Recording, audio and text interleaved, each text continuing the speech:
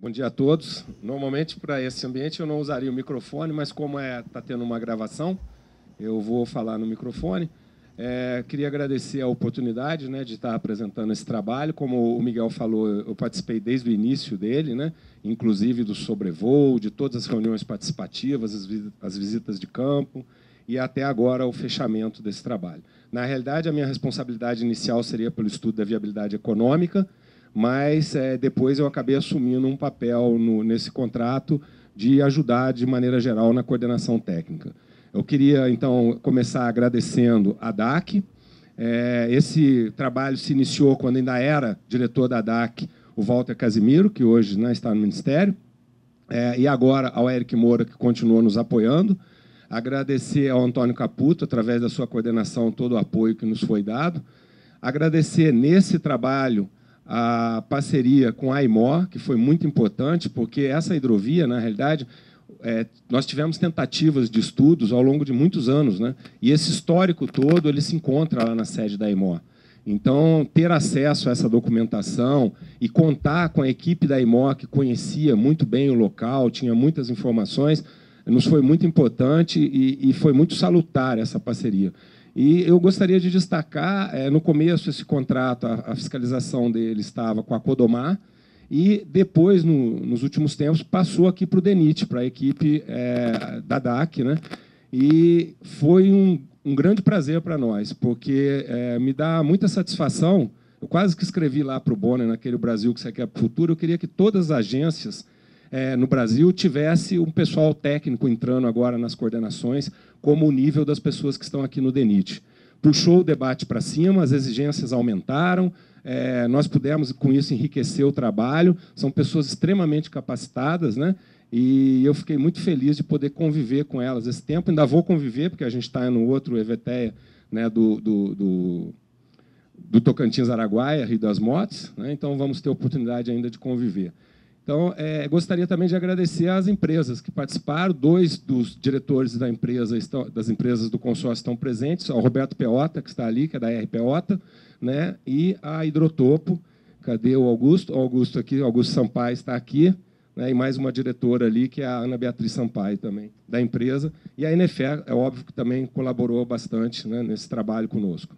Então, vamos dar início. Agora, então, para que não haja nenhuma frustração com relação à apresentação, eu quero deixar bem claro que é um EVTEA, né, um estudo de viabilidade técnica, econômica e ambiental, que até pouco tempo atrás se chamava muito EVTE somente, né? Essa vertente da ambiental ela entrou mais recentemente. É uma obrigação hoje, né, prevista em legislação para estudos de grande monta que se passe por essa fase. Essa fase, então, é uma fase de levantamento, de prospecção, onde vai se analisar, vai se fazer um projeto conceitual, um projeto básico, e, a partir dele, vai se fazer os estudos, tanto da viabilidade técnica, como econômica e como ambiental. A ambiental não é um estudo de licenciamento ambiental, né? Em alguns lugares, principalmente quando nós apresentamos esse trabalho em Santarém, houve o questionamento, né? Ah, mas vocês não fizeram...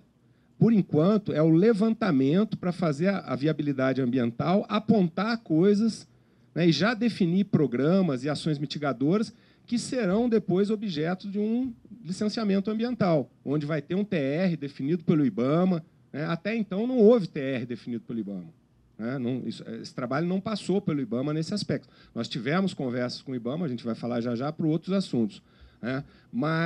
E depois, então, nós vamos fazer esse processo de licenciamento. Agora, aqui a gente já aponta, né, os problemas que nós encontramos, quais seriam os planos ambientais que nós recomendaríamos, as medidas mitigadoras, né, os efeitos, as ações que provocam impacto, tanto positivo como negativo. Tudo isso é apontado. Né? Nesse contrato em particular, o DENIT foi um pouco mais exigente. Ele já pediu um detalhe em nível executivo dos projetos. Né? E nós tivemos que cumprir nesse nível. Embora eu acho que isso não quer dizer grande coisa, porque, na realidade, pela legislação, eu tenho que primeiro ter a licença prévia para depois eu poder proceder a essa outra etapa do projeto. Né? Mas, como era uma exigência contratual, algumas coisas da área técnica nós entramos num nível de detalhe muito mais elaborado do que, no meu modo de ver, deveria ser num EVTEA, né? Onde a gente pararia no nível de um projeto conceitual, um projeto básico. Então, a gente chegou num detalhe maior.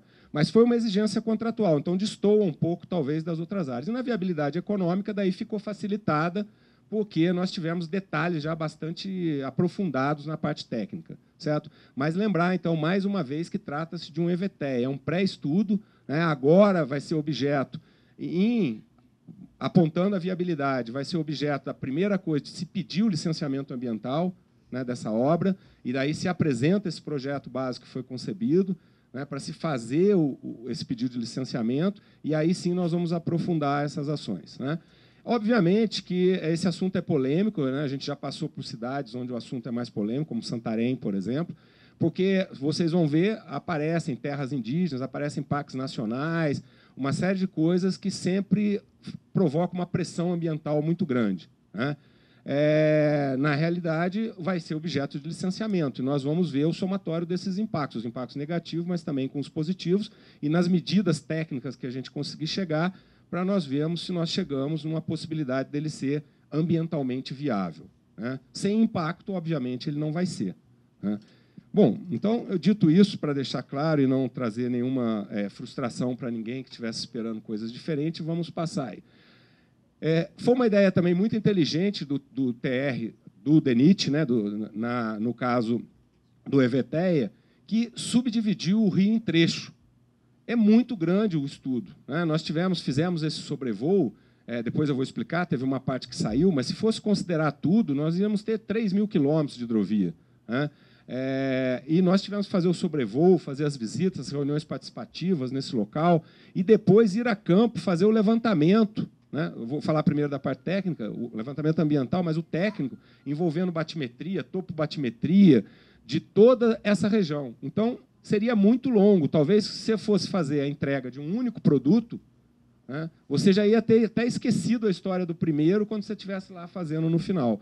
Então, foi combinado, aí está previsto no edital, que fosse dividido em subtrecho, e as entregas foram feitas por subtrecho. A cada subtrecho que a gente concluía, nós íamos fazendo a entrega, né? Então, o subtrecho 1 é esse que está em azul claro aqui. Ele vai da foz ali do Tapajós, que está ali logo à frente de Santarém, né? Vai até Itaituba. Itaituba está muito conhecido agora, porque, em função de Itaituba, Meritituba, né, com o uso da BR-163, já está havendo uma grande quantidade, um grande volume de grão sendo transportado através de uma integração modal entre rodovia e hidrovia, usando só esse trecho final aqui.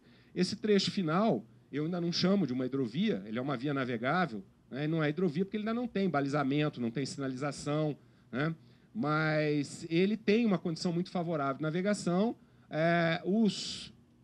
O agronegócio, os armadores procuraram a Marinha e receberam autorização e já estão navegando aqui, daí devidamente autorizado lá pela ANTAC também, as estações de transbordo de carga puderam começar a ser concebidas aqui.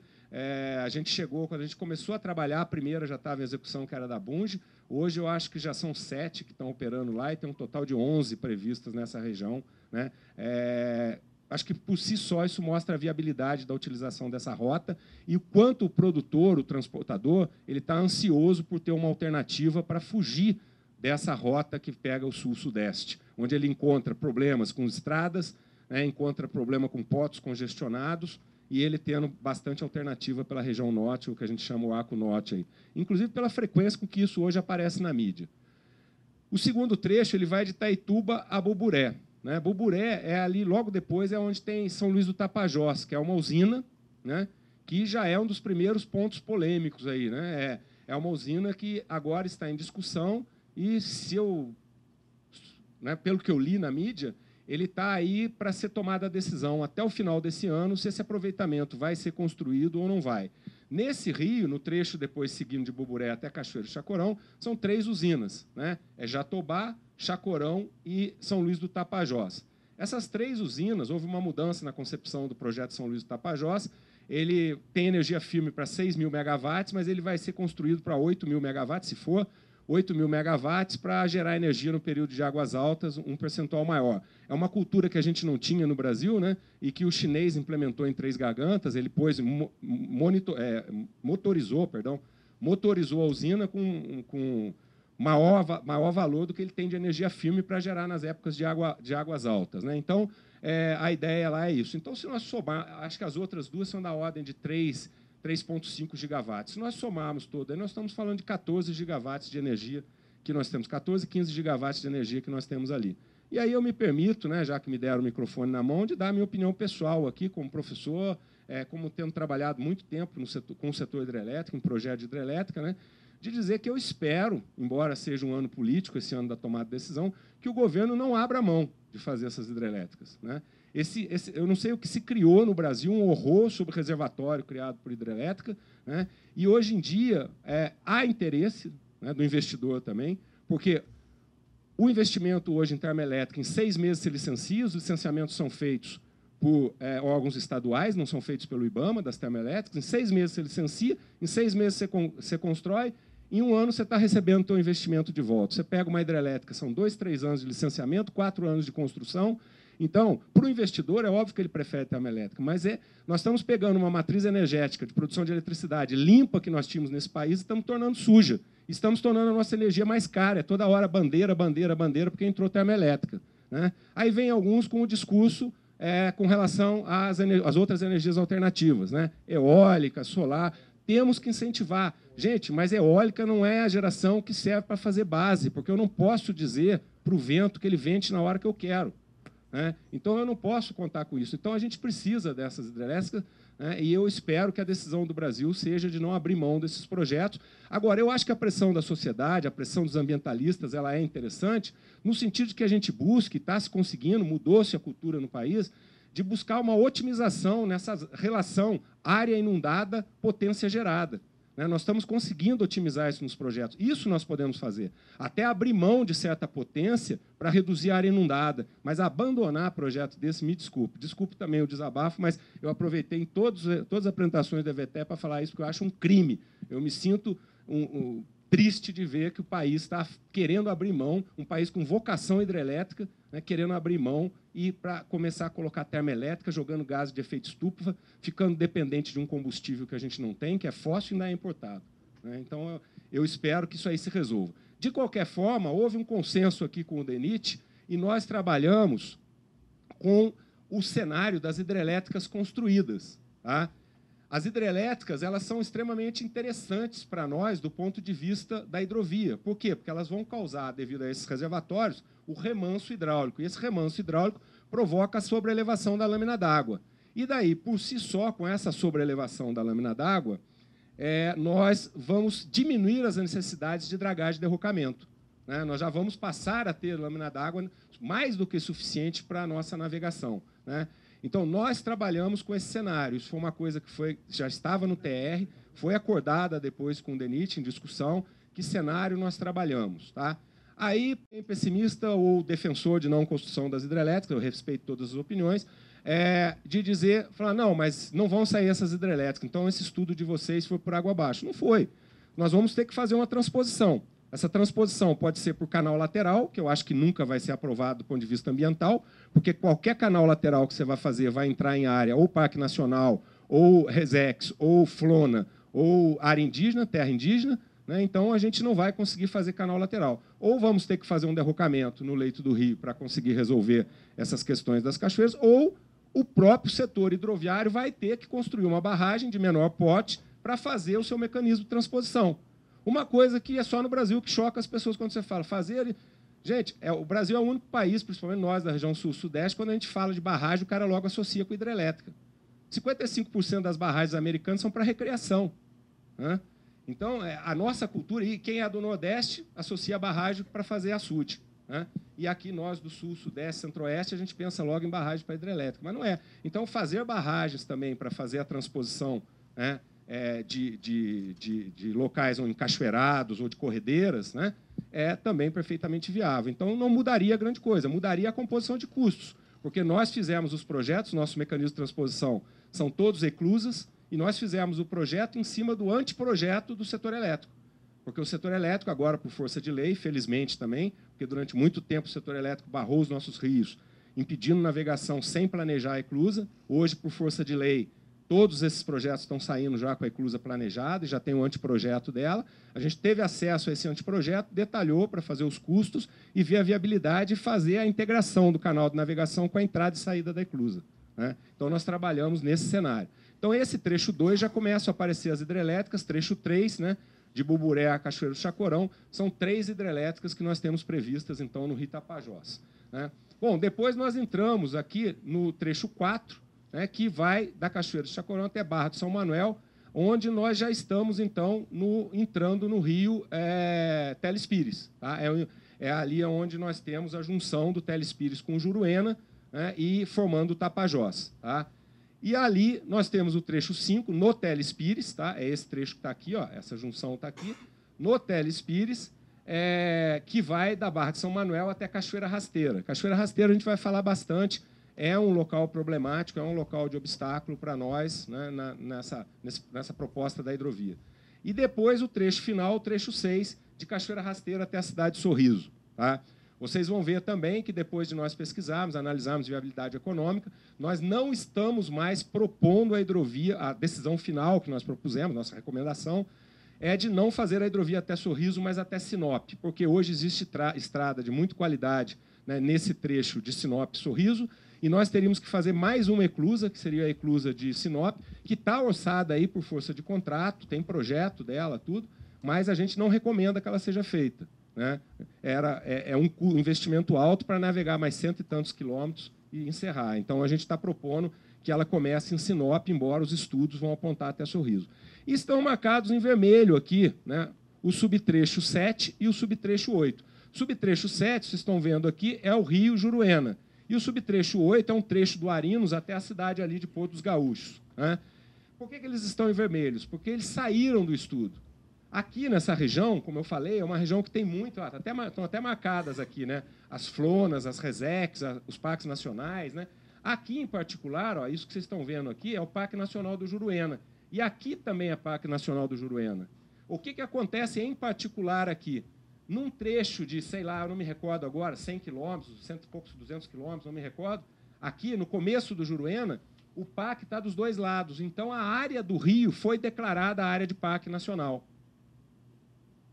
Que empecilho isso tem? Vou mostrar no próximo slide. Tá? Então, está aqui. Existe um decreto 7.154, de 2010, que diz que estão autorizados nessas áreas de parque nacional, área de preservação permanente, é um decreto, que foi uma visão curta quem emitiu esse decreto, quem assinou esse decreto, né? Estão autorizados somente estudos para fins científicos, então pesquisa você pode fazer, o Instituto Chico Mendes autoriza, mas para estudos técnicos, só para potencial hidrelétrico e sistema de transmissão de energia. Ou seja, se você não está estudando linha de transmissão nem fazer hidrelétrica, você não pode entrar ali para fazer. Nós fizemos ofício para o Instituto Chico Mendes e foi negado. Viemos aqui com o DENIT, na época o Walter Casimiro estava aqui ainda, ele foi à Casa Civil, pedimos audiência para uma tentativa de mudar o decreto, não era forçar, não fizemos isso, forçar o ICMBio a dar autorização, não, eles estavam amparados na lei. Era fazer uma alteração nesse decreto, né? Até porque são dois tipos de obra que causam muito mais impacto do que uma hidrovia, né? Uma linha de transmissão. Então, mas eles estavam fazendo uso da lei. A lei dizia que só podia esses dois, eu estou ficando na sua frente, né? Desculpa. Então, que só podia esses dois, então não nos autorizaram, né? Fomos à Casa Civil, não houve jeito, né? Também era uma época de eleição também, não houve disposição de comprar essa briga para fazer a alteração desse decreto. Bom, decisão, reunimos com o DENIT, decisão, tira o rio Juruena, né, do estudo. Porque não dá para fazer uma hidrovia que depois não liga, né? Porque você faria um estudo nessa parte de trás aqui, não é mais, é só nesse trecho que tem o parque dos dois lados, tá vendo? Nós não podíamos entrar. Mas não adianta você fazer o estudo para lá, porque você vai ligar o nada a lugar nenhum, né, se você não conseguir passar naquele trecho. Então, abrimos mão, o agronegócio está até hoje, né, eles estão se mobilizando em termos de bancada, eu sei que já tem 2 projetos de lei para ser votado, para fazer essa alteração, eles não querem abrir mão do potencial do Rio Juruena. É uma região que talvez seja até mais desassistida em termos de infraestrutura de transporte do que a região aqui do Telespires, né? Então, e uma região com grande potencial, Porto dos Gaúchos, Juína, uma série de outras cidades que são grandes produtoras e que fariam muito uso do Rio Juruena como uma alternativa extremamente viável. Mas nós tivemos que abrir mão, então, desse trabalho. Ele foi retirado, tá? Por isso que está em vermelho aí. Mas a contratação inicial, e o título até do nosso trabalho era EVTE dos rios Tapajós, Telespires, Juruena e Arinos. Tá? Bom, eu aproveitei aqui, só para quem não está conseguindo se situar, né? Eu peguei, isso aqui é roubado do setor elétrico, né? É um perfil longitudinal do rio, e reparem que ele vai começar com o quilômetro zero lá na foz do rio Tapajós. E aqui ele está vindo, né, até Sinop, por exemplo, nós temos 1.576 quilômetros, tá, com relação à foz do rio Tapajós. Esse é o trecho do Telespires, só para a gente situar um pouco aí, né? Então, no trecho do Telespires, nós temos nesse trecho que nos interessa, são 4 usinas. Nós estudamos até Sinop. A própria usina de Sinop, eu tenho uma usina aqui no meio. Ué, como é que me dá um tilt desse? Espera aí que eu já vou lembrar o nome. Nós temos depois Telespires e depois nós temos aqui São Manuel. Tá? Colíder, obrigado, André. É velhice, né? Aí, vejo toda hora isso aí, esqueci agora. É Colíder, né? Então, essas usinas, São Manuel aqui embaixo e Telespires já está operando. Telespires é a maior usina do circuito aí. É uma usina que tem 1.600 megawatts, um negócio assim. É a usina de maior porte aqui. Consequentemente, é a maior eclusa, porque o desnível, um desnível lá, são quase 60 metros de desnível. Né? Então, a eclusa lá é uma eclusa que é bem grande e cara. Né? Mas essa usina até já está operando. Então, quando a gente fala que trabalhou com o cenário dela construída, Colíder está para entrar em geração, Sinop também, e essas duas já estão até gerando. Então, aqui dentro do Telespires, o cenário que nós usamos perfeitamente o real, né, porque as usinas estão construídas. A do Tapajós, que nenhuma ainda se movimentou. Houve uma tentativa de se colocar em licitação, né, a usina de São Luís do Tapajós, a primeira, mas foi bloqueado, foi um problema com o estudo ambiental, né, e agora está para se tomar essa decisão se vai continuar ou não. Oi? Aqui não. Porque, deixa eu explicar isso também. Bom, né? Eu sou meio crítico, né? Sou meio crítico, então vou fazer mais uma. Né? Já critiquei esse negócio aí das hidrelétricas, fazer mais uma. Hoje é obrigado toda hidrelétrica, todo barramento de rios que estão no PNV, né, no Plano Nacional de Viação, que tem potencial para navegação, construir a eclusa. Só que, nessa negociação do Ministério de Transportes com o setor elétrico é muito esperto e forte. Né? Veja o que eles fazem no Tietê. Né? O Tietê deixa de navegar para não prejudicar o setor elétrico. Não tem prioridade para geração de energia. Não tem. Mas o medo político é muito maior. Os caras ameaçam com blackout e tal. Hidrovia vocês dão um jeito, vai de caminhão e tal, vai de trem. Né? Mas houve um acordo do setor elétrico no seguinte sentido, que a gente vai conceber o arranjo, no arranjo da hidrelétrica vai ser licenciado a presença da eclusa e tal, mas a gente não pode incorporar o custo da construção da eclusa no projeto hidrelétrico, porque isso aumentaria muito o custo da energia gerada e ia passar para o contribuinte. Jogou para o contribuinte, né? Ia passar para o contribuinte e ia onerar o contribuinte. Então, foi feito um acordo que eles fazem a previsão, fazem o anteprojeto, mas quem constrói é o Ministério de Transportes. Gente, conhecendo o Brasil, como todos vocês conhecem, você conseguiu uma junção de coisa que, no momento que o setor elétrico libera o investimento da usina, o Ministério de Transportes esteja com recurso para construir aquela eclusa. A gente sabe, com o mesmo cronograma, a gente não vai conseguir isso nunca no Brasil. Não vai conseguir isso nunca no Brasil. Então, essa usina do Telespires saiu, eu me preocupo, porque ela é a usina assentada sobre um maciço rochoso. Né?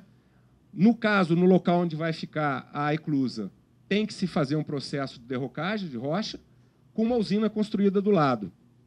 Quer dizer, sem abalar as estruturas dessa usina.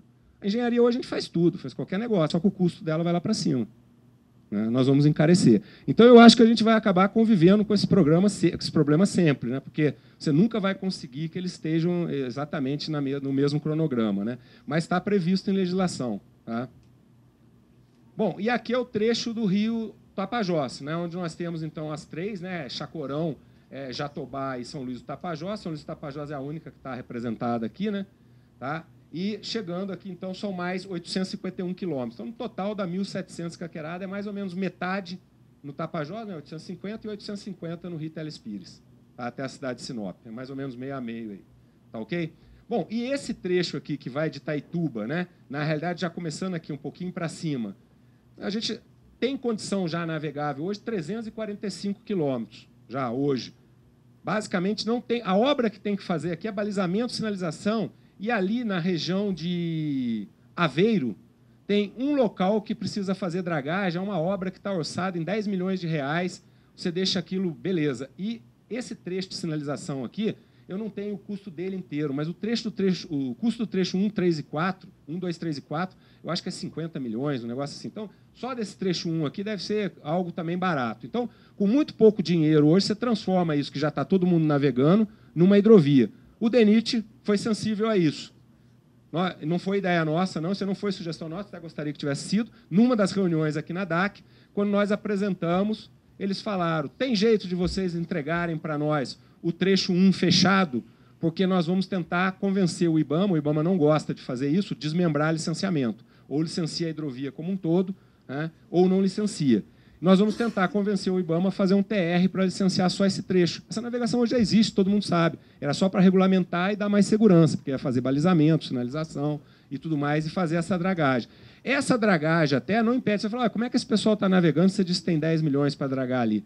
É porque, felizmente, para eles, a safra de soja que está saindo por ali sai no momento das águas altas, né? Então, esse trecho não impacta, né? Mas limitaria um período do ano. Por exemplo, agora que a água já está baixando, esse trecho traria problema, né? Para agosto, setembro, até novembro, traz problema. Depois as águas começam a subir de novo, né?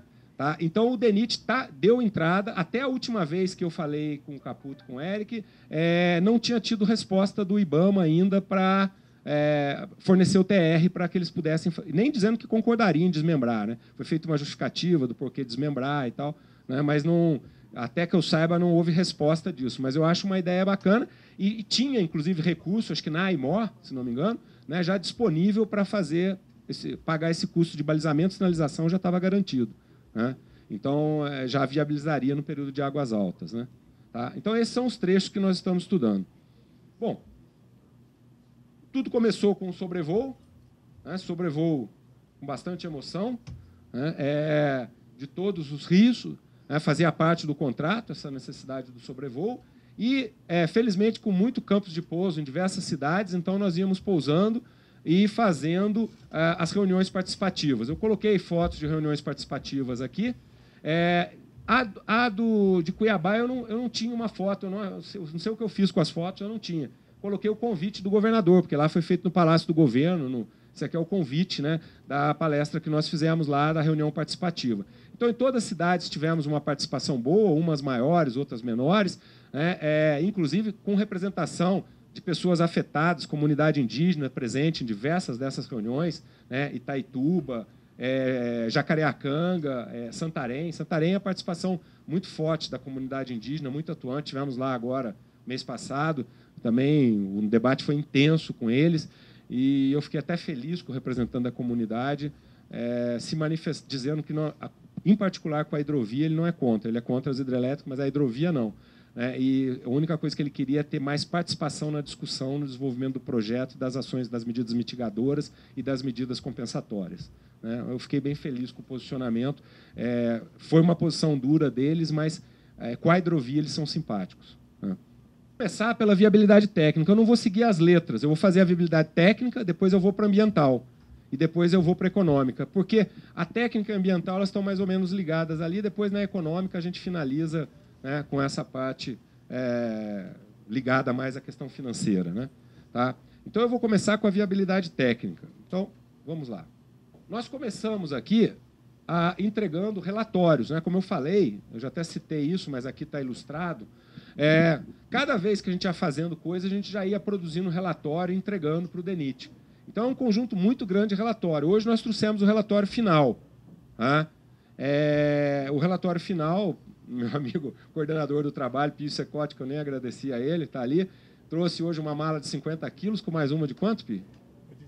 Uma de 25, 75 quilos de papel aí com o relatório final. Então, esses relatórios a gente entregando, esses eram mais fáceis, né, volumes menores, e o DENIT tinha uma equipe de análise, que é o sistema PRI, né, que analisava junto com a equipe de DENIT, e davam o parecer, né, para nós, né, para que nós pudéssemos saber se nós podíamos continuar ou não, se tínhamos que corrigir. Então, foi uma coisa bastante intensa, né, nesse trabalho, né, de interação Algumas coisas eram só esclarecimento, outras não gostei disso aqui, tem que refazer. O consórcio também, eu gostei muito do posicionamento do consórcio, não tenho ligação com nenhuma das empresas, atuo para eles como consultor, então posso ficar à vontade para falar. O consórcio sempre, quando precisou, mobilizou. Vocês sabem que o custo de mobilização desse para voltar a campo é muito alto, né? Voltou a campo com embarcação, movimentando o pessoal. Teve trecho que nós refizemos, batimetria, né? Então, foi um trabalho bem legal. Foi um trabalho, não foi uma coisa, uma empresa trabalhando e depois entrega para o DENIT tudo. Não, houve uma interação o tempo todo, Sistema PRI, DENIT e nós, né? Muito, muito salutar, né? Então, através desses relatórios todos que a gente entregou aqui. Tá? Bom, a gente começou, obviamente, pelo levantamento do topo batimétrico. Eu destaquei alguns equipamentos. O consórcio também não mediu esforço. Tá? O edital já pedia, o TR já pedia que se usasse o ecobatímetro multifeixe. O consórcio adquiriu o ecobatímetro multifeixe, adquirimos, inclusive, embarcações para adaptar, né? Algumas não, algumas nós alugamos, mas outras adquirimos. Os equipamentos de posicionamento, os de GPS, o sensor de movimento. Toda a lei de Murphy é uma lei maravilhosa, né? O doutor Eric Moura, acho que ele quer usar a palavra? O diretor da DAC. Bom dia a todos. Bom dia. Queria primeiro pedir desculpa aí pelo atraso aí que eu não pude apresentar aí fazer a abertura, agradecer a presença de todos. Vida de diretor aqui em final de ano agora é corrida. Estamos batalhando aí pelo orçamento aí do ano que vem. Tem uma reunião agora importante, preciso me ausentar também, mas eu queria agradecer de coração a presença de todos, do Ministério do Planejamento. Agradecer aí pelos estudos. A IMOR teve à frente durante o período aí de estudo, a DPP que nos ajudou de alguma forma, os meus servidores da DAC, que tem muito a agradecer pelo trabalho deles. Tá? E, Amorim, eu tenho certeza que eu já vi lá o de Belém, o trabalho é fantástico. Algumas coisas, lógico, todo estudo tem as adaptações, seus ajustes, e essa ideia de dar transparência e visibilidade é ainda mais uma fase para amadurecimento do estudo, para a gente consolidar e deixar esse legado aí do EVTA, do Tapajós, para a sociedade brasileira. Tá bom? Obrigado a todos, então, e bom dia aí, bom término de trabalho, Amorim. Muito obrigado. Obrigado aí pela presença. Bom dia, Estela. Bom, então, continuando, né? Aqui, nós, Lei de Murphy sempre funciona. Quando nós fomos para fazer, era um momento que nós estávamos com as águas baixando e havia muita corredeira, né? Então, a gente tem que corrigir o movimento da embarcação que está adaptado ao ecobatímetro, né? Então, esse aqui é um sensor de movimento que exatamente detecta esse movimento. No momento que é adquirido o dado, ele manda também sinal para o computador para a gente corrigir o movimento da embarcação na ecobatimetria. E aqui, esse Digibar Pro é para medir, a gente saber a velocidade, né, do som na água, né, também para a gente poder fazer todas as correções, né? Tá? Então, os equipamentos que nós... E depois a família de software que nós usamos, é o que tem de mais moderno, né, para que nós pudéssemos ter um projeto da melhor qualidade, né? Aqui são as embarcações. Tem embarcação que o consórcio comprou, né? Essas aqui são regionais que foram alugadas. Essas regionais serviam de apoio. Contrariamente ao EVTEA do Tocantins, onde nós temos cidades ao longo das margens, nesse trecho era trecho muito isolado, né? Não tinha local de apoio. Então, a gente navegou com um regional que dava um apoio para o pessoal, né? Mas teve gente acampando também nas margens do rio, principalmente o pessoal da área ambiental, né? Bastante coisa. Então, no começo também, outra coisa que o consórcio não mediu esforço, a gente ia fazer a equipe da batimetria viajando junto com a equipe do meio ambiente, já que ia ter que correr tudo, né? Só que as velocidades são diferentes. Hoje, né, eu ainda sou do tempo, né, do molinete, né? Estou velho, né? Mas agora, com esse ecobatímetro, o cara passa, tira uma linha. Conforme a profundidade, ele já pega 120 metros de largura numa passada, né? Então, às vezes, o cara com 1, 2 passadas, 3 passadas, ele fazia o que a gente precisava. E a equipe de campo, não, né? A equipe do meio ambiente, onde era possível, porque nós tivemos também área indígenas, que nós não tivemos a autorização para a equipe de campo descer, né? Ela passava na margem, mas não entrava em terra. Mas eles desciam, queria colher espécies, fazer... Foi muita análise visual. Nessa fase do EVTE, estudo de viabilidade ambiental, é muito na percepção visual que é feita, né? Mas foi feito esse levantamento. Então, não estava dando certo. Daí separamos, o consórcio disponibilizou embarcações para o pessoal do meio ambiente e separado do pessoal da batimetria, cada um no seu ritmo, né? Que eram diferentes. Tá? E assim nós procedemos. Bom, Agora, o que eu teria que mostrar? O resultado dessa batimetria. Só para vocês terem uma ideia, 95 plantas, né? 95 conjuntos de plantas. Né? Então, não dá para a gente mostrar. Está aqui por trecho. Né? Cada trecho aqui, ó, nós estamos indo da 1 a 13 para representar esse trecho aqui. E assim vai, né? Todos os trechos aqui, até a 95 aqui, né? Nesse trecho final. Essa aqui, por que ela está separada? Você está vindo numerando aqui. Por que Cachoeira Rasteira ficou separada? Acho que é o momento, então, eu estava procurando um ponto para eu contar essa história aí, né? Essa da Cachoeira Rasteira. Na realidade, em Cachoeira Rasteira, nessa região, havia, pouco antes da gente começar esse estudo, foi um momento que os índios se revoltaram com uns biólogos que estavam fazendo levantamento lá, e houve o sequestro desses biólogos. Eles foram sequestrados, houve uma negociação muito grande. Então, a gente ficou com medo de mandar a equipe para passar lá. Fizemos uma consulta à FUNAI. Tem aí, está a cópia dos ofícios e a resposta da FUNAI. E a FUNAI recomendou, então, que nós não passássemos. Não era o momento oportuno, né, nós não passássemos. E daí, com o DENIT, nós discutimos e foi autorizado, num primeiro momento, nós trabalharmos com dados pretéritos que existiam ali, mas que depois nós fomos ver eram muito pobres. Né? Agradecemos até a IMOR nos conseguir esses dados, o setor elétrico também ajudou, né, conseguir esses dados. Mas aí, no final, a coisa estava mais calma, o consórcio também já tinha feito um conhecimento maior na região, conseguiu, com as comunidades ribeirinhas, comunidade indígena, disponibilizar uma passagem para fazer uma ecobatimetria expedita. Eles não autorizaram muito detalhe, então foi feito, isso foi feito até mais recente, foi uma das últimas coisas que nós fizemos nesse trabalho, e daí tivemos que refazer essas plantas, refazer os cálculos todos, que a gente estava trabalhando nesse trecho muito com estimativa. E era ruim isso, porque é um trecho de custo alto, né? É um trecho que tem muito derrocamento, né? Tem muita obra para ser feita, então pode ser corrigido a tempo, mas nós ainda tivemos mais esse percalço. Tá? Então, não tem como eu mostrar para vocês todas as plantas. O que eu vou fazer, aqui, eu peguei alguns trechos para mostrar para vocês o que é feito. Né? Então, isso aqui, por exemplo, é no trecho 1 de Itaituba, o trecho é na região, é bem pequeno esse trecho, o trecho ali em frente, Itaituba, Miritituba, né? E aqui está mostrando, então, o resultado da ecobatimetria, o canal navegável que foi feito o levantamento. Tá? Obviamente, não foi feito um levantamento de margem a margem. Nós só alargávamos esse levantamento quando nós tínhamos uma passagem crítica. Aí, por força de contrato, eram obrigados a fazer uma topobatimetria ali, né, para ter mais detalhes. Isso aí, a passagem crítica para nós era qualquer obstáculo que eu tivesse à navegação. Então, todas essas passagens críticas são objetos de detalhamento. Tá? Quando não tem, por exemplo, esse trecho eu peguei porque exatamente ele não tem nenhuma passagem crítica, é um trecho tranquilo, desculpa pela qualidade aí, mas se vocês olharem aqui, inclusive, ó, a gente pegou e deu um zoom num trechozinho aqui, não está nem dando para ver de onde é o zoom, se você seguir a linha aqui, é um zoom nessa regiãozinha aqui. Se você olhar aqui, ó, eu consigo enxergar, não sei vocês daí, 12 metros, 10 metros, né? Esse é a cota de fundo, né, com relação à lâmina d'água. Então, nesse trecho aqui, eu ainda não falei, mas vou falar já já, nós estamos propondo navegar com comboios que vão calar 3 metros. Né? Então, com reserva aí nesse trecho, que é um trecho, né, de areia, silt e argila, nós precisaríamos ter 3,40, 40 centímetros de pé de piloto. Né? Então, 3,40 aqui nós já temos 12 metros, então é trecho que não precisa fazer dragagem, não precisa fazer derrocagem. Então, nesse trecho, pois não.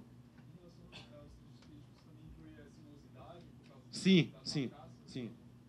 Tá.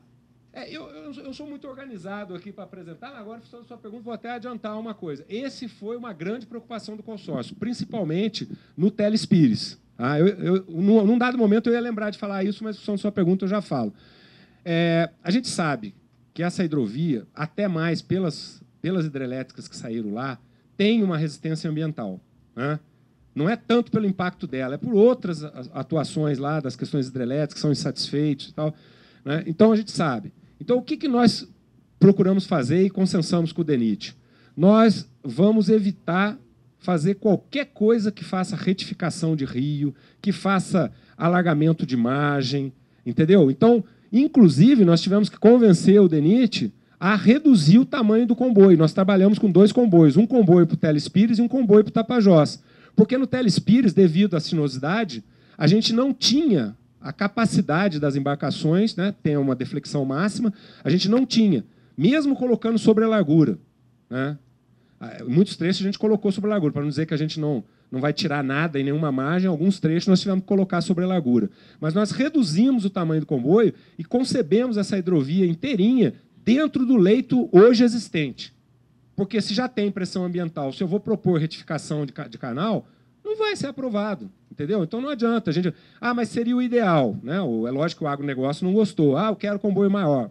Pô, se você tiver uma hidrovia, já fique feliz, né? Então, a gente trabalhou dentro desse conceito, tá? Então, nesses casos, a gente não tem nenhum trecho nosso que a gente corrigiu o traçado de rio. Nenhum. Tá? Agora, sobre a largura, 2x2. 2x3, perdão. 2x3. 2x3. Eu vou falar. Então, isso eu ia falar na hora que eu ia falar do PHE. Eu tenho um slide aqui do PHE. Tá? Mas, em função da sua pergunta, já fica colocado aqui. Então, essa foi uma grande preocupação. Né? A gente sabe que não adianta você lutar. Tem um movimento de resistência, então vamos tentar fazer uma coisa que a gente sabe que vai dar consenso. Então, isso é uma condição, conversando com o FUNAI, com a própria comunidade indígena diretamente, assim, ficando dentro da calha do rio, para eles a objeção é bem menor, quer dizer, não há resistência. Né?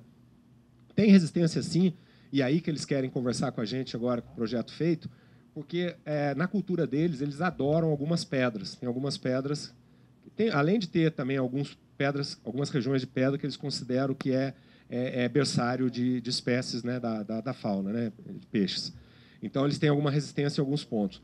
Mas tem também algumas pedras para eles, alguns pedrais para eles são importantes. Então, naqueles, eles querem interagir, a gente está passando o projeto para eles, para interagir de maneira, se tiver algum desse que foi contemplado, alguma pedra dessa que está sendo removida, a gente fazer uma mudança de traçado de maneira a respeitar a cultura também, né?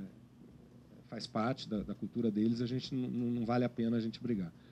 E aqui também, agora já que você fez essa pergunta já adiantando, nesse trecho do rio aqui, a gente está trabalhando com o comboio 3x3 e nós estamos trabalhando com uma concepção de mão dupla. Tá? Então, a largura do canal navegável que nós estamos projetando é de 140 metros. Depois eu vou mostrar qual foi o critério que nós usamos. Nos trechos do Tapajós, a largura é de 94 ou 97, vai aparecer já, me fugiu agora, um dos dois, né, para o comboio 2x3. Tá ok? Então, quando é mão dupla. Tá? E sempre que possível, nós fizemos mão dupla. Aqui é um outro trecho, é o trecho onde nós temos... Então, nesse trecho que eu mostrei aqui agora, eu não tenho muito o que explicar para vocês. Infelizmente, tem pessoas aqui que já assistiram essa palestra em outro lugar, sabem que o slide não está dessa qualidade. Aqui eu estaria mostrando para vocês exatamente o perfil do rio, de como vai ser dragado. Tá? Nesse trecho, como é silt, argila e tal, nós fizemos... Essa largura de 140 ela é de base do canal trapezoidal, tá? E ela tem um talude aqui de 1:5. Tá ok? Então, óbvio, em cima ela vai ter uma largura muito maior. A largura aqui é de 140. A profundidade é de 3,40, atendendo a Norman, né? Que pediria um valor ali de 30 centímetros de pé de piloto, é 10% do que cala, mas nós colocamos mais 10 centímetros, que é a incerteza da ecobatimetria, tá? Como é com incerteza. Então, todos esses trechos que são só terra, nós fizemos para 3,40. Tá? Augusto, hoje que você está presente, pode me corrigir se você estiver falando alguma coisa. Esse é o maior especialista, um dos maiores especialistas do Brasil aí nessa área. Tem 200 anos de especialização nisso aí. Se eu falar alguma coisa, por favor, me interrompa. E nos trechos que é derrocamento, nós procuramos fazer um talude vertical, porque daí é rochoso, a gente tem estabilidade para fazer vertical, só que daí o pé de piloto tem que ser maior. Pela Norman, a gente tinha que deixar 1 metro de pé de piloto, nós deixamos 1,10 m. Né? Então, nos trechos que são derrocamento, nós estamos derrocando para 4,10 m. Por que isso? Porque, sabe, embora seja uma navegação em água abrigada, a embarcação ela faz os movimentos, o trim, o squat, né? E isso, num fundo rochoso, é muito arriscado. Então, para evitar esse problema, a gente deixou esse pé de piloto bastante grande, aí, mas de acordo com a norma. Né? Boa pergunta, muito boa. Então, o que o edital pedia? O edital pedia que nós trabalhássemos com a vazão para um TR de 10 anos de tempo de recorrência, tá? E que ocorra 90% do tempo. 90 ou 95, Bia? 95% do tempo. 95% do tempo, tá? Então, é essa vazão que nós estamos... Tá? Então, é muito boa a sua pergunta. Eu vou aproveitar... Isso aí ia aparecer no momento, mas já que ele perguntou, eu vou aproveitar o momento, tá? Porque é assim...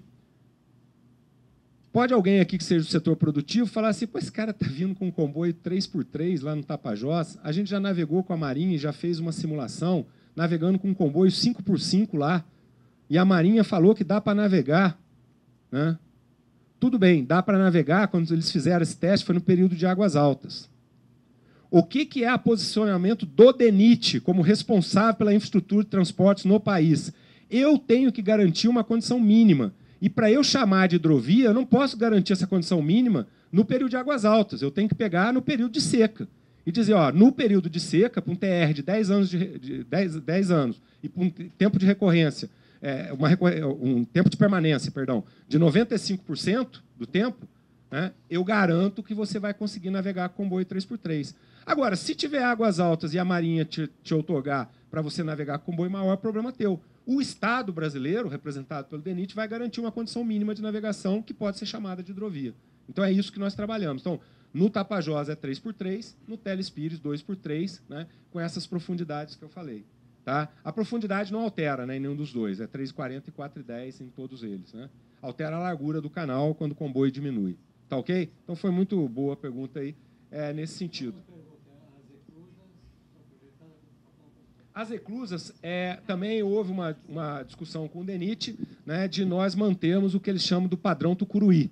Então, os comboios, vai aparecer logo aí na frente, mas não tem problema nenhum eu ir adiantando, depois aparece ali o slide. Os comboios, a gente está trabalhando com esse padrão que ficou definido pelo DENIT como padrão Tucuruí, que são as barcaças de 10,67 de boca por 60 de comprimento, 61 um pouquinho. Né?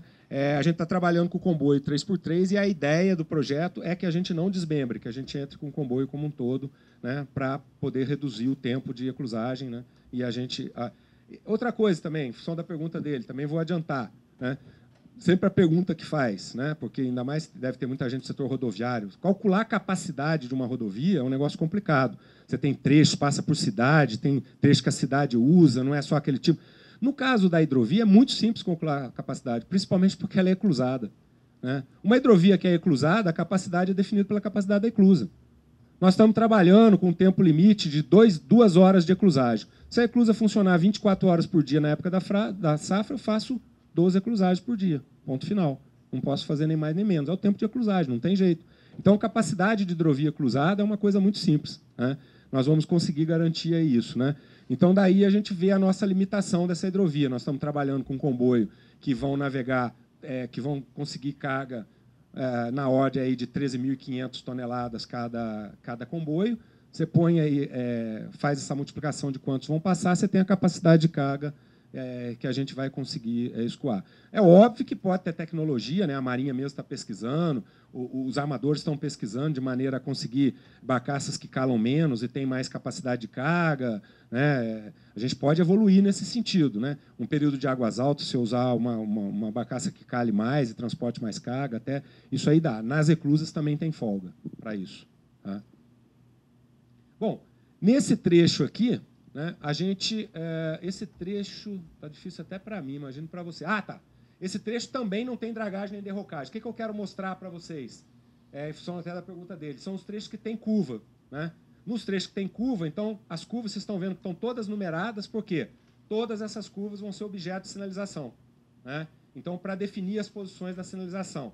Sinalização é uma coisa boba, uma plaquinha, mas também é objeto de estudo de impacto ambiental. Por quê? Porque tem supressão de vegetação. Essas margens são todas vegetadas. Se eu vou colocar uma placa, eu tenho que suprimir vegetação para colocar a placa. É um impacto pequeno, mas é a supressão de vegetação.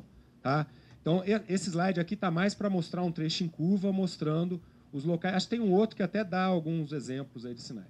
Bom, finalmente, eu tenho um trecho aqui que tem dragagem. Tá? É o trecho de Buburé a Chacorão, trecho 3. Ele tem um trecho que tem dragagem.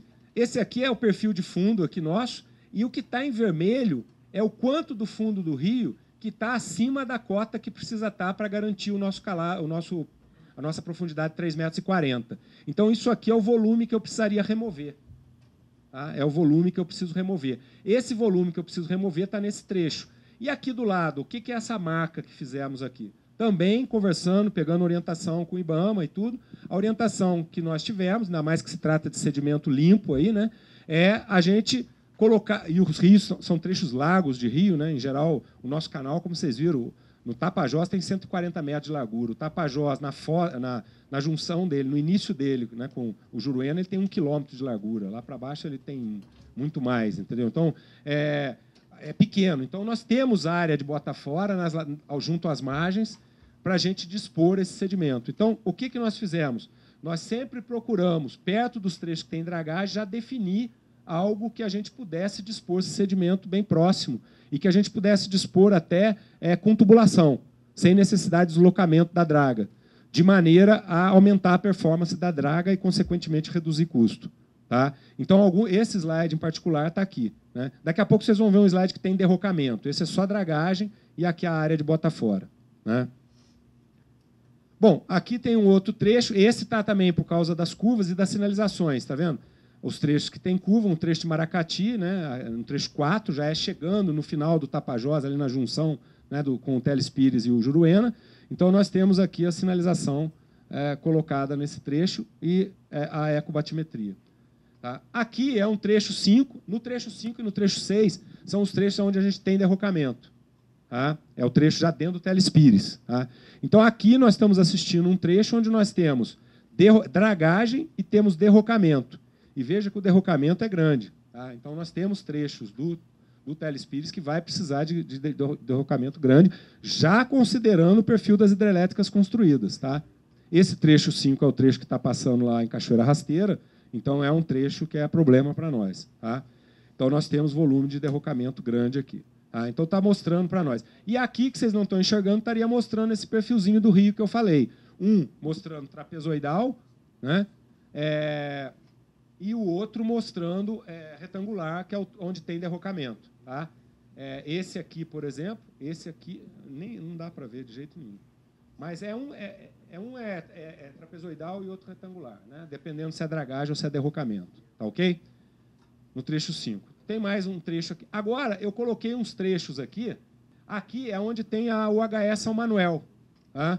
Então, a UHE São Manuel, por que eu coloquei esse slide? Porque a UHE São Manuel ela já tinha projetado, ela já está construída e operando, já tinha projetado a posição da eclusa. Então, a gente lançou a posição da eclusa para a gente projetar o nosso canal navegável concordando com a eclusa, né, para que a gente possa fazer a aproximação. Todas essas áreas de entrada e saída de eclusas foram feitas bacias de evolução. Tá? Fizemos bacia de evolução, porque é a área de manobra também de comboio. Né? Então, nós temos bacias de evolução. Pena, não dá para ver. Né? Tá? Então, aqui tem até detalhe disso aí. Aqui, por exemplo, está mostrando a mesma coisa e mostrando detalhe do nosso canal de navegação, mas a qualidade não está dando. Acho que tem um mais à frente que vai dar para ver melhor. Tá? Esse aqui é o trecho lá final, na cidade de Sorriso. Você falou, mas você falou agora há pouco que não foi até Sorriso. Né? Não, o estudo foi. Tá? Era por força contratual, tinha que ir, fizemos batimetria, fizemos o projeto da eclusa de Sinop, tudo. Mas na recomendação da viabilidade econômica, nós estamos dizendo, não vale a pena. E daí nós só analisamos alternativas navegando até Sinop. Tá? Mas entregamos todos os projetos até a cidade de Sorriso. Tá? Bom, balizamento e sinalização, de acordo com a norma 17, né, se não me engano, de balizamento e sinalização. Essa é a sinalização de imagem, né? São as sinalizações de imagem. Aqui está só uma classe de sinalização. Essa cor laranja é quando é a sinalização que vale para os dois sentidos, se não é verde quando vale para um sentido, vermelha que vale para o outro. Eu não sou muito bom navegador, não tenho, né, a RAIS nem nada. Né? E aqui a parte da sinalização. A sinalização nós fizemos desse padrão mais novo da Marinha, que já exige essa possibilidade de atuar com radar. Né? Há a possibilidade de iluminação para navegação noturna também, desse balizamento. Né? Então, assim que nós procedemos. Tá? Então, tudo isso foi entregue, cada trecho tem projetos separados de balizamento e sinalização. Tá? Bom, eu já adiantei, mas eu nunca consegui chegar, não falar do comboio tipo antes de chegar aqui, né? Acabo adiantando, eu tinha que trazer esse slide lá para frente. Mas aqui falando dos comboios tipos que nós optamos, né? Então a composição é essa, né? É uma composição então que esse aqui vai fazer 205 metros de comprimento, dá 180 aqui do conjunto de 3 barcaças, mais 25 do empurrador. Essas barcaças carregadas vão calar 3 metros, tá? E a boca, então, 10,67, né, cada uma, o total dá 32,01, né? Tapajós. Né? E no Telespires, né, nós trabalhamos com as mesmas barcaças, só com uma composição menor, 2x3. Ok? Então, calando as mesmas coisas, só que a profundidade, a largura fica mais reduzida porque nós tiramos uma fila aí. Né? Então, fica 21 e alguma coisa, 21 e 34. Né? Para a gente fechar isso aí. Tá? Esses são os comboios que nós estamos propondo, né, para serem usados nos dois trechos. Tá? E como eu falei, né, volto a repetir, esses comboios nós vamos conceber o projeto da hidrovia para garantir com tempo de permanência, com tempo de recorrência de 10 anos e a permanência de 95%, garantia de que você pode navegar com esse comboio. Se em águas altas você puder navegar com um comboio maior, sem problema. Né? No caso do Telespires, eu não acredito muito por causa das curvas. O limitador lá é a curva. Né? Não, lá não teve outorga, não. Eles fizeram só uma consulta com a Marinha, né? Lá, para esse 5x5 que você está falando, ou a navegação atual? Foi só um teste que eles fizeram, acho que foi o ano passado, não me lembro agora a data exata, né? E viu que tinha condição para fazer essa navegação lá. Né? Tá? E está aumentando. Eu acho que está assustador o crescimento ali na região de Miritituba, né? As estações de transbordo saindo. Como a gente foi lá no começo, se eu fosse um cara de visão, eu tinha comprado um terreninho ali, né? Pô, hoje eu já estava ganhando dinheiro, né? Porque imagino que valorizou aquelas terras ao longo do rio ali, com essa quantidade de empresas se instalando lá, né? Porque também tem isso, não sei se vocês já tiveram, eu devia até ter posto isso, foi uma falha agora, estou pensando. Né? Devia ter posto um slide só para mostrar para vocês que, na realidade, esse rio ele não passa muito perto de estrada nem de cidade. Então, por que escolheram Miritituba? Porque é a única cidade que a BR-163 passa relativamente perto e depois tem uma outra estrada que dá apoio até lá. O restante passa muito longe. Né? Então, esse é um limitador dessa hidrovia. A gente não tem muito onde começar. Depois que passou a cidade de Apiacás, a gente já entra em área de parque, terra indígena e tal, não tem mais jeito. Não dá mais para começar a hidrovia. Então, ela é uma hidrovia que ela é limitada ao acesso à margem dela. Né? Você tem pontos que você pode começar. E Miritituba acaba sendo um ponto que foi viável, porque a BR-163 ali não passa longe, né? E tem estrada que apoiava até lá. Na realidade, a maior cidade é a cidade da outra margem, né? Que é Itaituba. Né? Daí tem uma infraestrutura melhor, de hotel, de apoio, é uma cidade boa. Eu acho que o total, população rural de Miritituba, de Itaituba, dá mais de 100 mil habitantes já. Bom, os critérios adotados para projeto. O critério adotado para projeto, nós fizemos um misto.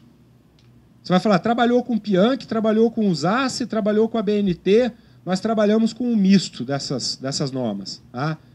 E fomos discutindo e acordando com o DENIT para a gente fazer isso. Então, nós pegamos, né, das melhores práticas usando Pianchi e o ZACE, usamos normas brasileiras de planejamento portuário, que está sendo objeto de reformulação. Eu acho que até as duas empresas, a RPO e a Hidrotopo, estão participando dessa reformulação da NBR. Né? A parte de sinalização náutica, como eu falei, a Norman 17. E, além da Norman 17, o DHN, que é da Marinha, né? Tem um manual de sinalização náutica também que foi muito útil para nós durante essa fase de concepção. Tá? A gente utilizou. Tá ok? Bom, e aqui é aquela coisa que eu já falei para vocês, né, das curvaturas, tinha exigência do termo de referência e a nossa preocupação em sempre manter dentro da margem do rio. Esse, pelo menos, dá para enxergar alguma coisa. Aqui é no trecho do rio Tapajós. Nós estamos trabalhando, então, quando é com mão dupla, nós estamos trabalhando com 140 de largura. O que equivale 140 de largura? 4,4 vezes a boca do comboio que vai navegar. Tá? Então, é 4,4 vezes, esse valor de 140 faz exatamente 4,4 vezes. E aqui é a distribuição, né? Como é que nós trabalhamos por trecho, tá? Por cada um deles, né? Do comboio que nós estamos. E trecho de mão única, né? Você trabalha com a largura de 94 metros, tá? Uma via, no Tapajós. E, como eu falei, aquela profundidade lá que a gente viu, né? Tá? Aqui é o trecho do Telespires. O Telespires, então, o comboio é mais estreito, também valendo o conceito de 4,4, só que aqui isso dá 94 metros de largura, né, do canal de navegação, para navegação em mão dupla. Os poucos trechos que tem restrição, que não dá para ser mão dupla, nós fizemos área de espera, né, e navega em mão única, daí o canal tem 47 metros de largura só. São poucos trechos que, nessas curvas mais fechadas, não tem jeito de fazer navegação em mão dupla. A embarcação ela ocupa. Né? Aliás, aqui, né, só tem gente ligada mais à navegação. Né? Eu queria, não sei se tem alguém da NTT para fazer minha reclamação, mas, gente, como é que liberaram na descida da Serra das Araras, na Dutra, descer esse caminhão bitrem, que eles fazem a curva, ele ocupa as duas pistas. Eu sou usuário, tenho família que mora no interior de São Paulo, usuário da Dutra, vou do Rio para São Paulo com frequência, né, no interior. É um absurdo, eu nunca vi coisa igual, né? Como o setor rodoviário é privilegiado nesse país, porque é um absurdo, as carretas não conseguem fazer curva, elas ocupam as duas pistas, né? E está lá, e agora parece que só tem bitrem, só trafega bitrem lá, parece que os caminhões todos estão aumentando o tamanho para economizar. Eu acho um absurdo, né? Aqui no nosso não adianta, porque a gente até pode fazer, né, o que se fez no passado no Brasil, não vou falar que o pessoal hidroviário é bonzinho, mas no passado se fazia muito, a embarcação não tinha capacidade de fazer a curva, ela ia, batia na margem, vinha de ré, batia na margem, erodia toda a margem, né? Hoje não se faz mais isso, né? A questão ambiental é muito mais, né? É muito mais pegado. Bom, o Paraguai, agora o Paraguai, vou defender o pessoal do Paraguai, não estou participando desse, foi o pessoal da FPR que fez o estudo lá, muito bom estudo, eu já vi, né? Mas lá eles estão usando aquele bow throw agora, né? Uma embarcação de apoio que ela gira em torno do eixo e ela fica parada nesses trechos que você tem menor raio de curvatura, né? Então ela fica parada e como ela gira em torno do eixo, ela consegue aumentar, né, a manobrabilidade desses comboios aí. Mas é verdade isso que alguém falou aí do Paraguai. O Paraguai teve muita margem destruída por comboio dar porrada nas margens, né? Teve sim, é verdade. Mas hoje eles estão usando esse artifício do bow throw.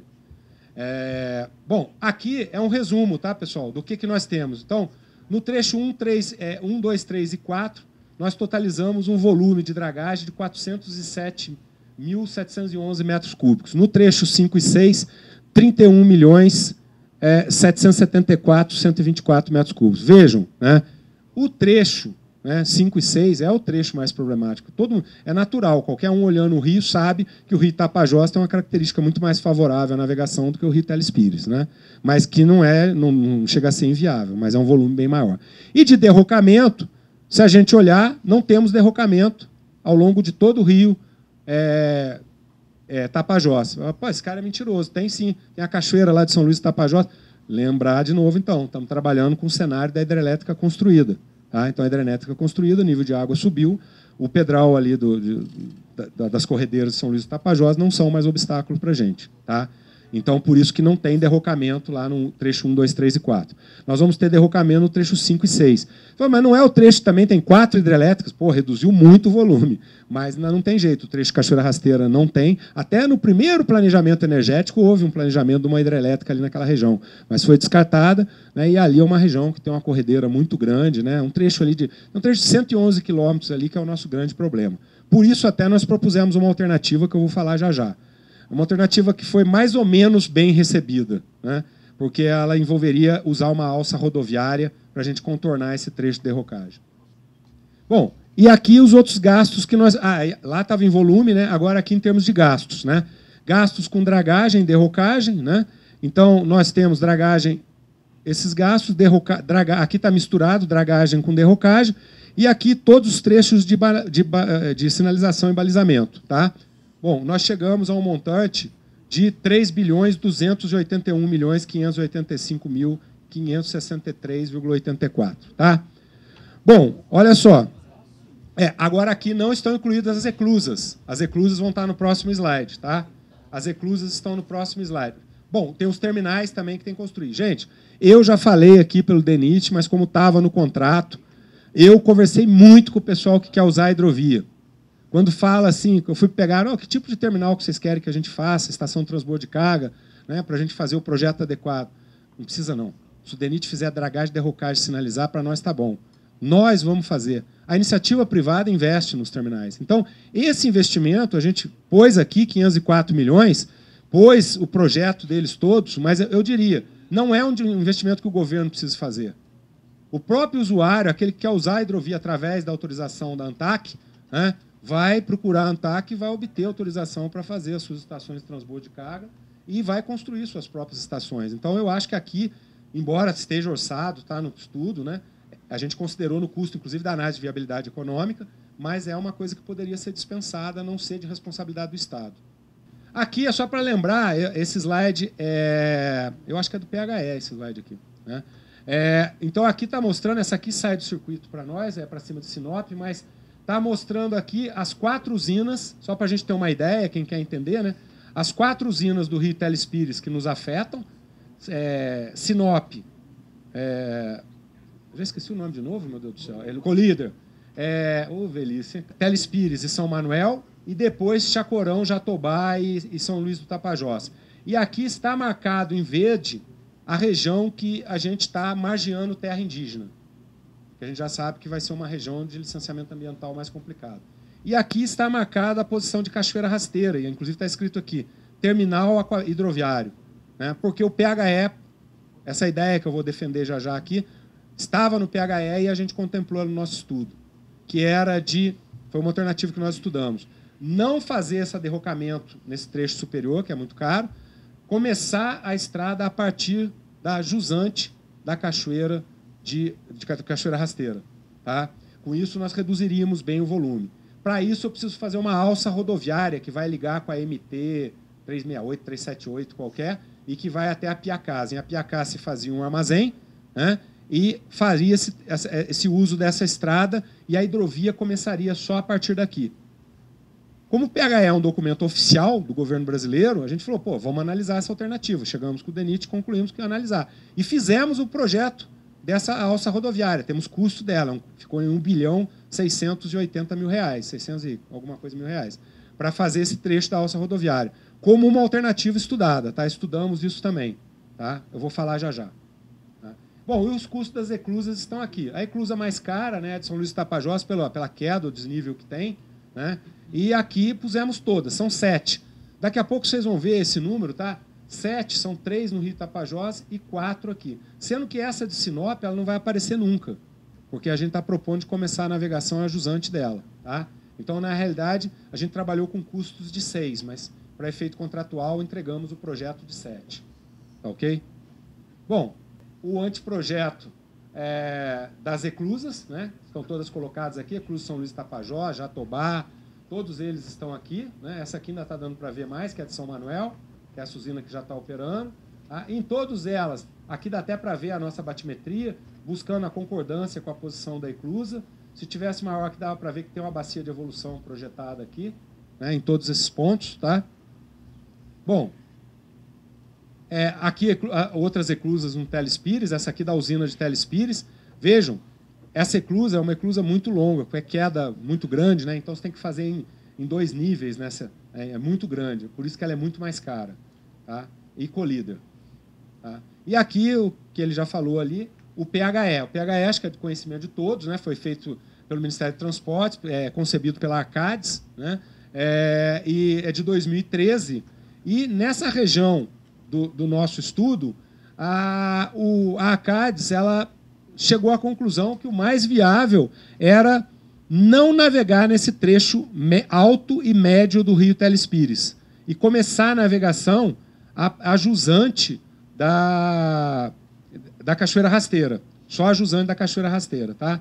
E, para isso, teria que construir essa estrada. Não existe. Aqui já existe, mas ela começaria em Apiacás e contornaria. Vocês vão ver, eu vou apresentar a parte ambiental. Tem uma restrição, porque ali dá até para fazer a estrada margeando entre a terras indígenas, né, o nome correto, as terras indígenas, né, e a área do Parque Nacional do Juruena. Você faz, mas quando for chegar o momento dela chegar na margem do rio, ajudando a Cachoeira Rasteira, eu tenho que passar por dentro de terra indígena. A gente já tem histórico no Brasil de estradas construídas dentro de terra indígena. A própria estrada que liga lá Manaus a Boa Vista é uma delas. Tem fechamento, os índios fazem o controle dela. Tal. Então, não é uma coisa, mas o pessoal do meio ambiente apontou, e nós respeitamos, com baixa viabilidade ambiental. E a própria Arcades, ela põe isso. Quem lê o PHE vai dizer, ela fala, é uma alternativa, mas tem esses problemas todos para ser resolvido. Então, nós resolvemos contemplar essa alternativa também. Nós vamos analisar a navegação a partir de Sinop, fazendo todo o dragagem de derrocamento no trecho do Telespires, e a alternativa de só começar a navegar a jusante da Cachoeira Rasteira. Esse slide, então, daí aqui estaria o traçadinho dessa estrada que nós propusemos, tá vendo? Inclusive criando uma ETC aqui, Estação de Transbordo de Carga, jusante, mas não está dando nem para ver, está aqui em vermelhinho, um trecho que nós propusemos e outro trecho que integra com estradas já do Mato Grosso ali. Tá? Bom, Aqui só para vocês terem uma ideia, vale a pena fazer isso, né? A CADES pensou isso à toa e nós incorporamos à toa? Não, tem uma diferença, realmente. Se eu fizer navegando a jusante de Cachoeira Rasteira, o meu custo fica o custo da estrada, que ficou 1.613.000, é o mais caro, a alça rodoviária. Depois, balizamento e dragagem e derrocagem fica bem pequeno, reduzo muito.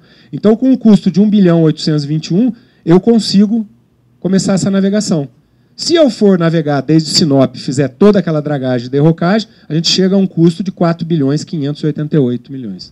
Tá? É bem maior o custo. Né? Agora, tem uma maior capacidade de carga também, né? Porque nós temos que limitar. Essa estrada que vai fazer essa alça rodoviária é uma alça simples, ela vai ter limitação de tráfego de caminhões e tal, então você reduz também em termos de capacidade, né? Ela passa a ser um gargalo. Tá? A gente até fez uma simulação para 300 caminhões dias passando, né? Que é um volume que é quase nada em termos de capacidade. Né?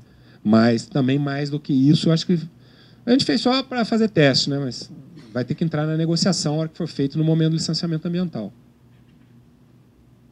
Se for incorporar essa alternativa. Né?